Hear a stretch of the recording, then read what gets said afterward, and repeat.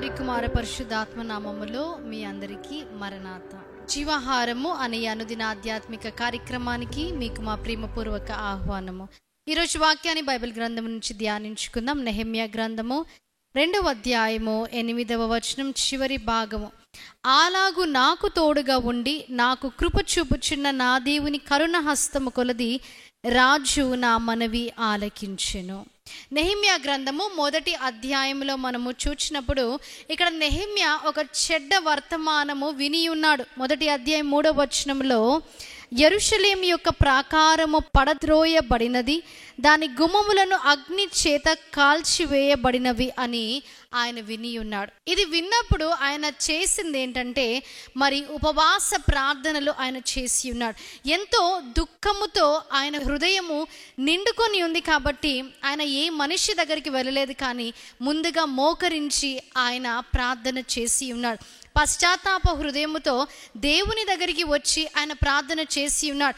ఇశ్రాయేలీయుల పాపములను క్షమించమని, అలాగునే ఆయనతో పాటు కూడా మా పాపములన్నీ కూడా క్షమించండి అని దేవుణ్ణి ఆయన వేడుకోవడం మనము చూస్తాము.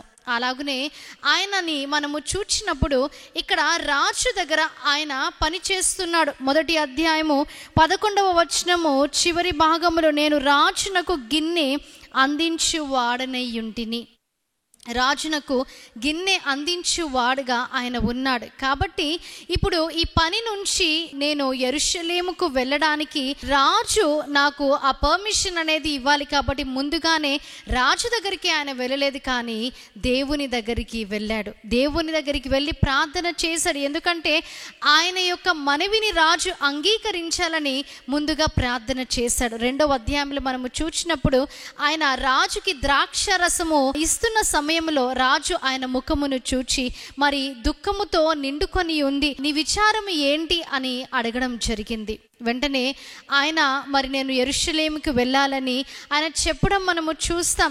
రాజు కూడా వెంటనే అంగీకరించాడు. ఎందుకంటే నెహెమ్యా చేసిన మొదటి పని ఏంటంటే ఆయన he knelt down fasted and prayed. ఆయన మోకరించి ఉపవాసం ఉండి ప్రార్థన చేసి రాజు దగ్గరికి వెళ్ళాడు. కాబట్టి రాజు వెంటనే ఆయన మనవి అంగీకరించడం జరిగింది. మనము కూడా మనకి సమస్యలు వచ్చినప్పుడు, కష్టము వచ్చినప్పుడు, దుఃఖముతో మన హృదయం నిండుకొని ఉన్నప్పుడు మనము చేయవలసిన మొదటి పని ఏంటంటే ప్రార్థన. మనము ప్రార్థించినప్పుడు, ఉపవాసం ఉండి మోకరించి ప్రార్థన చేసినప్పుడు, విజ్ఞాపన ప్రార్థన చేసినప్పుడు దేవుడు ఆ ప్రార్థనను అంగీకరించే దేవుడిగా ఉన్నాడు, మనకు జవాబుని దయచేసే దేవుడిగా ఉన్నాడు.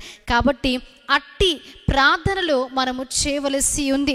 ఆయన ఎంతో మరి ఆ తీవ్రత కలిగి ప్రార్థన చేసి ఉన్నాడు. కాబట్టి దేవుడు ప్రార్థనను అంగీకరించి కార్యము చేసి ఉన్నాడు. ఇటు వాక్య వర్తమానాన్ని దేవుడు మీ వినికిడిల హృదయంలో భద్రపరిచి దీవించి ఆశీర్వదించునుగాక. ఆమేన్. ప్రార్థన చేసుకుందాం. మహాగణుడా, మహోన్నతుడా, పరిశుద్ధుడా, మీకు స్తుతులు, స్తోత్రాలు, వందనాలు తండ్రి. దేవా, వాక్యము ద్వారా మీరు మాతో మాట్లాడి ఉన్నారు. నెహెమ్యా విషయంలో తండ్రి ఆయనకి దుఃఖము కలిగినప్పుడు దేవ ప్రార్థన చేసినప్పుడు ఆ ప్రార్థనను మీరు అంగీకరించి ఉన్నారు తండ్రి.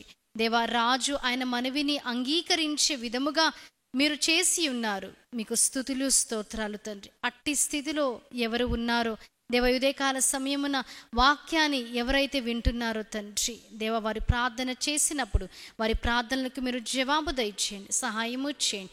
యేసుక్రీస్తు నామములో అడిగి వేడుకుంటున్నాం ప్రియ పరలోకపు తండ్రి. ఆమేన్. అందరికీ మరణాత. దేవుడు మిమ్మల్ని అందరినీ దీవించి ఆశీర్వదించును గాక. ఆమేన్.